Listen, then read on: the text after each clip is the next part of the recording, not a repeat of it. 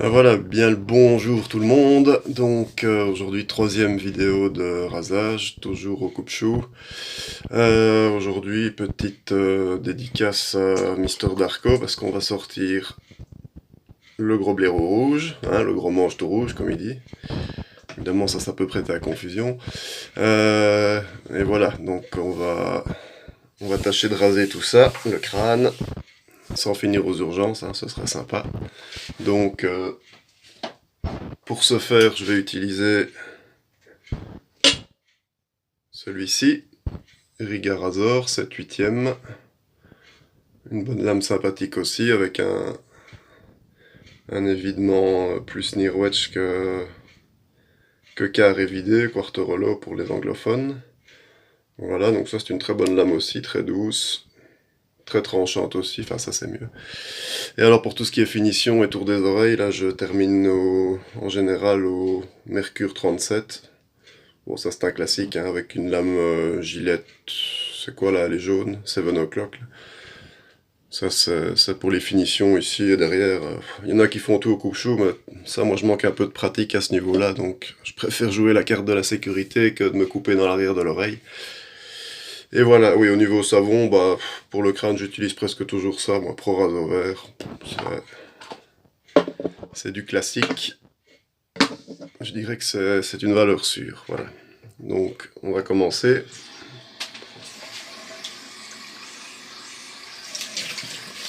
Par mouiller tout ça.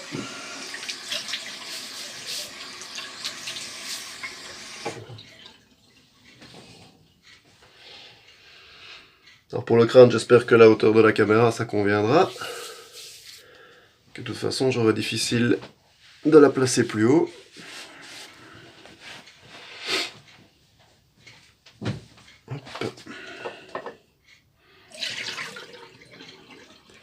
Alors quand j'utilise ce blaireau là avec un savon, parce que parfois j'utilise aussi un stick pour le crâne, donc là je fais directement en montage de mousse directement sur la tête, mais quand j'utilise un savon j'emploie un bol.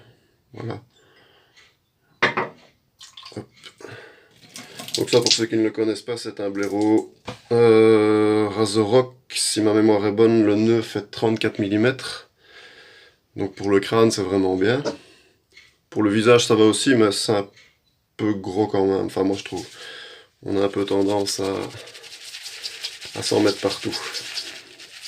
Sinon c'est pratique, hein, synthétique, c'est vite mouillé, enfin c'est vite mouillé, oui, c'est vite trempé. Il n'y a pas besoin de le faire tremper 10 minutes, c'est très vite sec aussi. C'est pas mal. Ça monte bien la mousse, hein, ça. Juste évidemment avec la tête qu'il a pour aller chercher dans le pot, c'est un peu chipotage, mais ça va.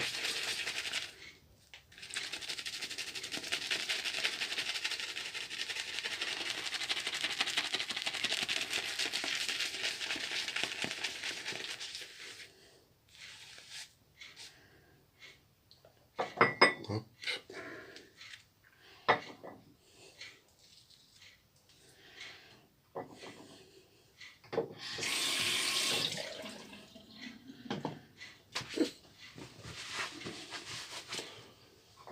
Voilà. On touille un petit peu. Donc la gamme Pro Raso, bah ça c'est du classique de chez classique, hein. Je pense que presque tout le monde a employé ça pour débuter. Moi j'aime bien aussi parce que c'est un bon rapport qualité-prix. Donc j'ai celui-là, le vert, là. J'ai en tube, en pâte, j'ai le bleu. Voilà, celui-ci. C'est pas mal non plus. Et alors j'ai le Wood and Spicy en version professionnelle, comme ils appellent ça. Donc ça c'est celui-là, ça je le présenterai à l'occasion aussi. Donc ça je l'avais acheté avec le baume et avec le spray Cologne qui va avec là. Ça c'est vraiment un chouette parfum, à des prix raisonnables encore. Et c'est de la bonne qualité, ça fait une bonne mousse aussi. Bon, il y a peut-être au niveau des composants, c'est vrai qu'il faut pas trop regarder parce qu'il y a un peu plus de chimique que dans certains savons plus artisanaux. Même. Si on commence à regarder à tout, on n'utilise plus rien de nos jours.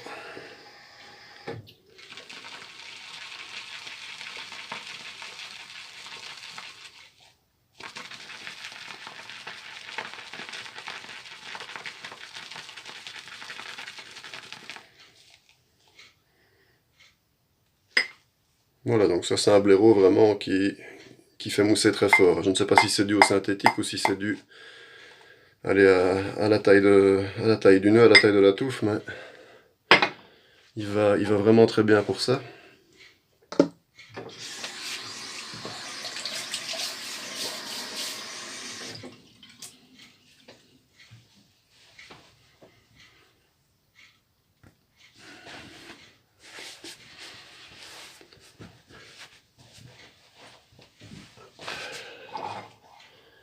Allez, savonnage.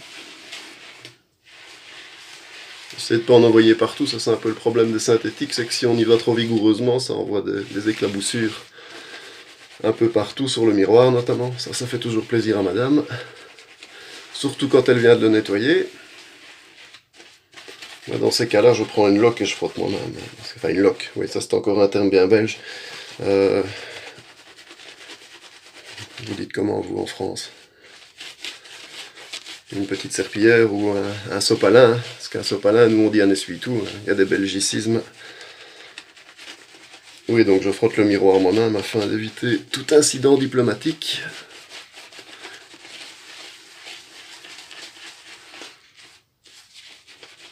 Oui, c'est vrai que quand on parle avec un public français, on doit un peu s'adapter avec certains termes bien à nous. Hein. Nous, on dit pas 90 et 70, on dit 70, enfin 90 et 70, enfin tout ce genre de trucs. Hein. On ne dit pas des chaussons, on dit des pantoufles, etc.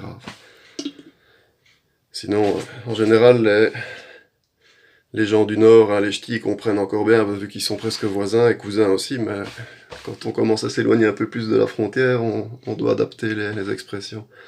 Bon, allez, on commence. Bon, là, je regarde dans mon miroir, parce que si je regarde dans le téléphone, c'est pas très précis.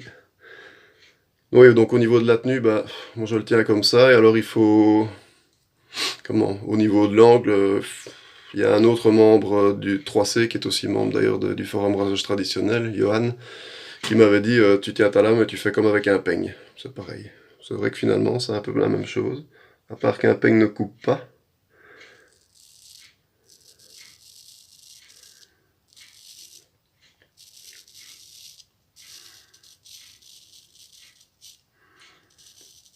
Donc là il faut quand même être bien concentré et avoir une certaine dextérité, parce que là, dans le cuir chevelu, ça ne pardonne pas. La moindre coupure, ça pisse le sang comme c'est pas permis.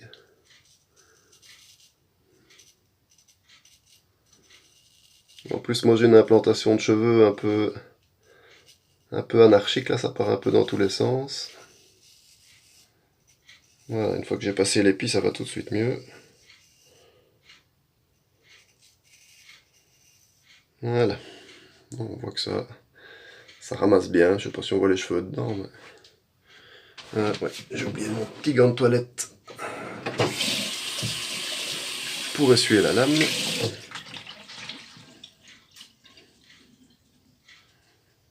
Voilà. Hein. Hop, hop, oui. Là, on voit qu'il y a des cheveux dedans. Voilà.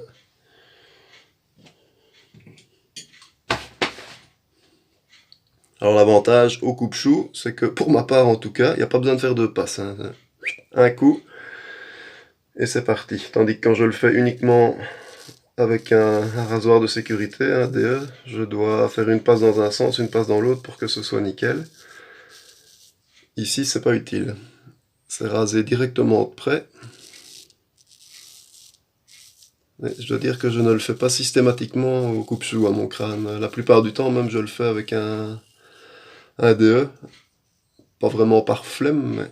Ah, un petit peu de sang. À mon avis, il y a un bouton qui a sauté, comme d'habitude.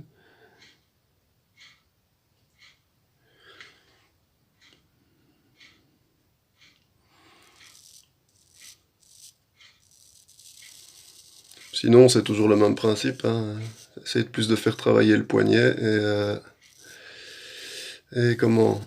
Et surtout pas appuyer. Hein. Surtout ici, parce que là, si on appuie, c'est un morceau de viande en moins directement.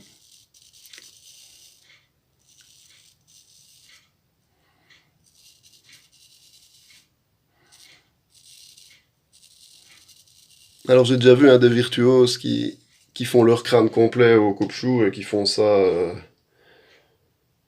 vraiment avec beaucoup de facilité. Bah ça c'est comme tout, hein, c'est une question de pratique. Moi je dois dire qu'à ce niveau aussi, j'ai pas encore une pratique énorme, donc je fais quand même fort attention.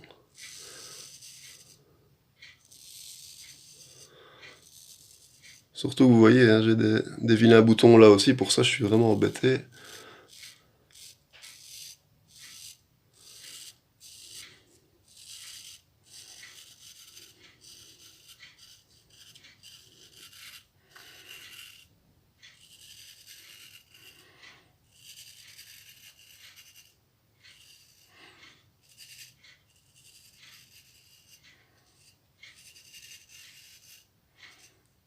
En fait, à l'arrière de la tête, enfin moi en tout cas, il y en a qui utilisent un miroir. Moi je travaille plus limite au feeling que qu'avec un miroir qu'à la vision, quoi. Je sens, je suis passé. Et si vous repassez une deuxième fois à cet endroit-là, bah ça, y a pas de résistance vu qu'il y a plus de cheveux. Je trouve que ça va mieux, on sent mieux ce qu'on fait. De toute façon, après je contrôle quand même, mais je fais une petite passe au DE derrière s'il faut, histoire de bien ramasser ce qui reste.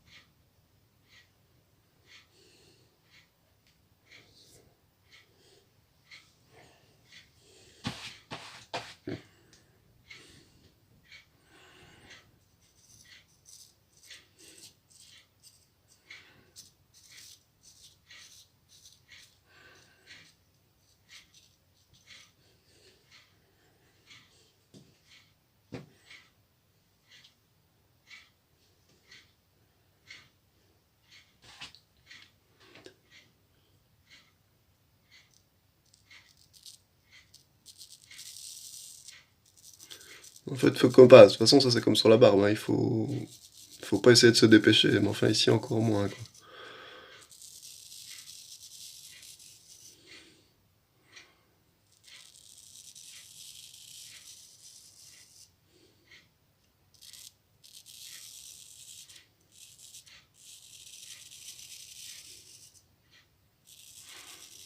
Et je sens que j'ai chopé de nouveau un autre petit bouton que j'avais dans la nuque, à mon avis.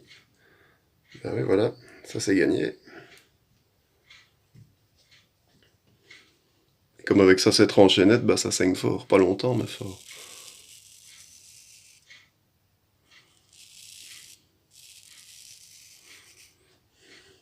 Oh bon, y a pas de quoi en faire un fromage.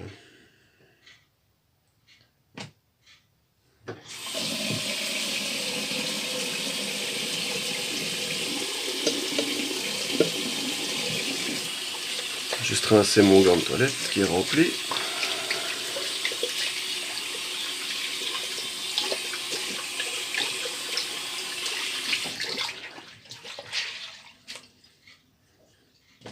Voilà.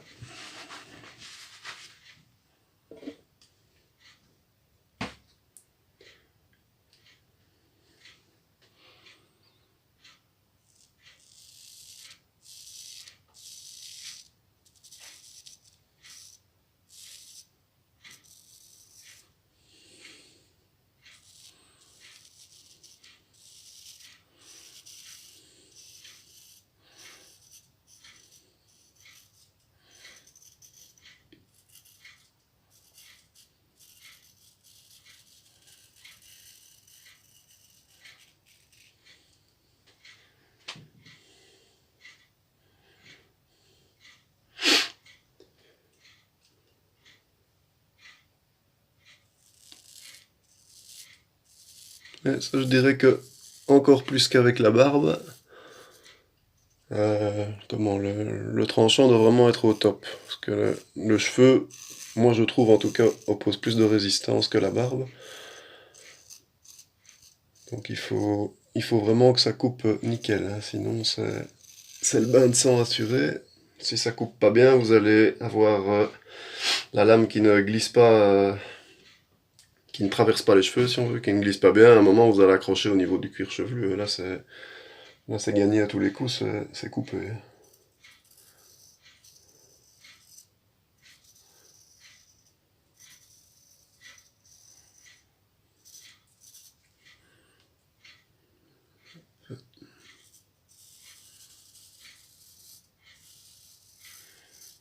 Donc pareil dans la nuque, pour tendre la peau, bah, pas 36 solutions, faut pencher la tête vers l'avant.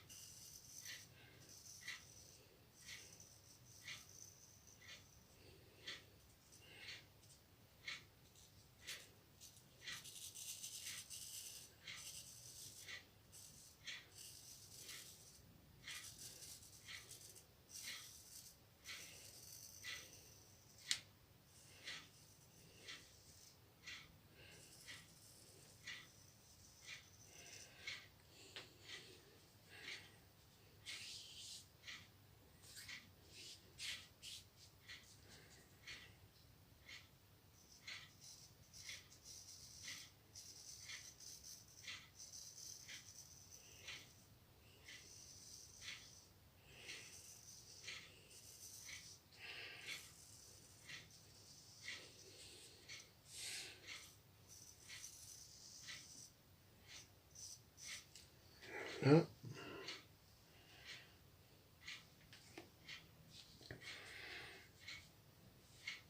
Voilà, bah, ce qui reste dans la nuque, pardon, dans la nuque et... Ouais, là j'ai bien chopé un bouton, là. Pour ce qui reste dans la nuque et autour des oreilles, ça je termine avec le petit Mercure 37 là. Ça, je vois pas. Quand j'aurai plus de pratique, je ferai tout au niveau du crâne. Mais là, je vois pas l'intérêt de vouloir faire le malin si c'est pour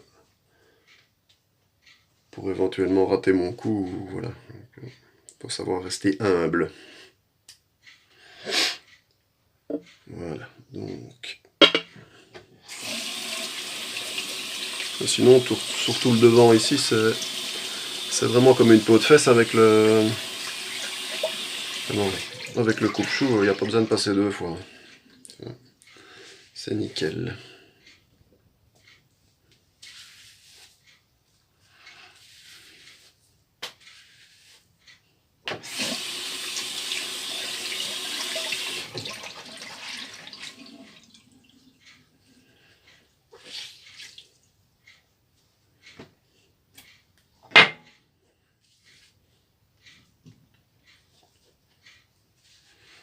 Peu de sang.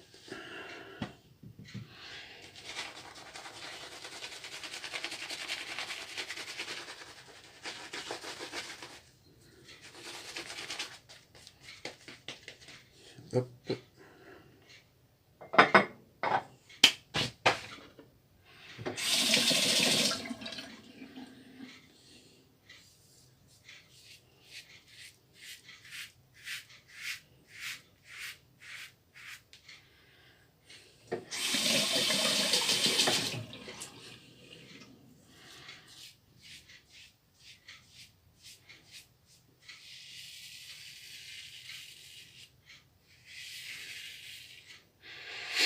Sinon, au point de vue de ce rasoir-ci, le Mercure 37, bon,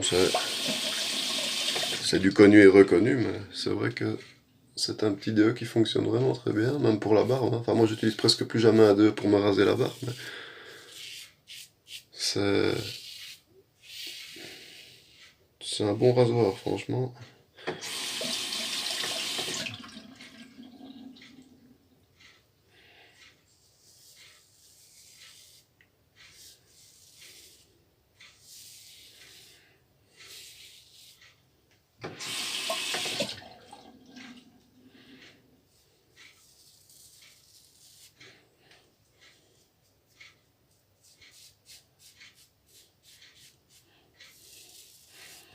il n'est pas si agressif que certains le disent.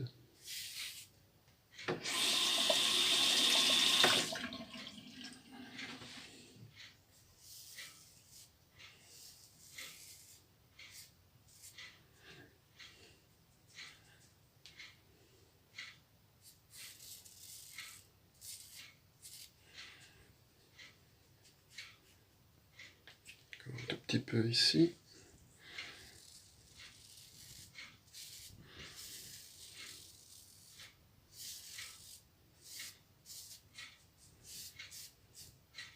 Voilà.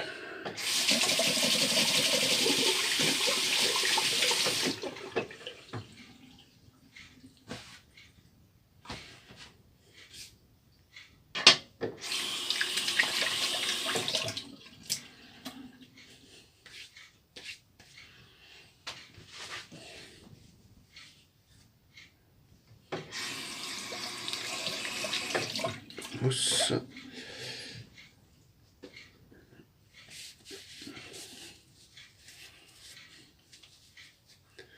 Voilà, donc mis à part l'affreux bouton dans la nuque là que j'avais, que j'espérais passer outre, mais qui malheureusement s'est bien rappelé à mon bon souvenir.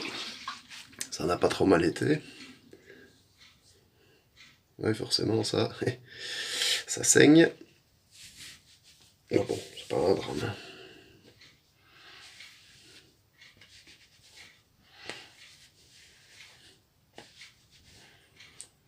Voilà.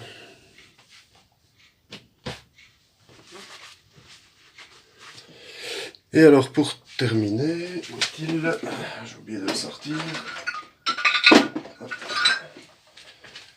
Voilà, moi pour le après rasage du crâne, j'aime toujours bien celui-ci, Myrsol Émulsion. En plus d'avoir un parfum sympathique. Ah, il a un côté apaisant, un côté cicatrisant même presque. Moi j'aime beaucoup.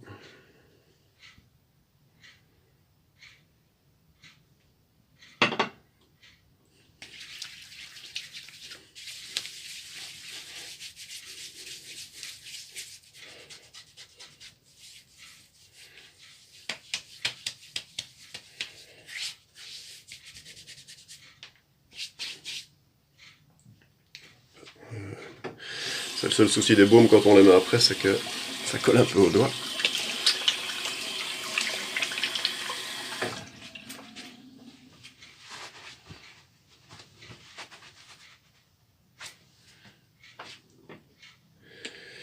Ben voilà, donc n'hésitez pas à dire ce que vous en pensez. Bon, pour ceux qui ont des coupes-choux et qui ont envie de s'essayer de se raser le crâne, faites quand même un petit peu attention. Parce qu'on a vite fait de choper les bords ou l'arrière des oreilles. Si vous avez comme moi un bouton, évitez, parce que sinon ça c'est bingo directement. Hein. Bon, ça va, il n'y a plus rien. Mais bon, voilà. Sinon, vous voyez, on a une passe. Là où vous passez vraiment, enfin sur le devant, là où on a une bonne gestion du bazar, si on peut dire, c'est nickel. Une seule passe, il n'y a plus rien, quoi. Bon, derrière, une petite finition des E, il n'y a pas de honte à ça. Hein, comme j'ai dit, vaut mieux faire ça que de faire le malin et de se faire vraiment une bonne entaille dans le cuir chevelu, parce que ça, c'est tout de suite plus dérangeant. Voilà, voilà. Bah, la barbe, ce sera pour demain, ou après-demain, on verra.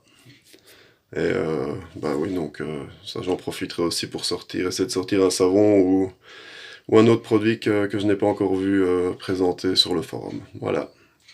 Bonne journée et bon rasage à tous.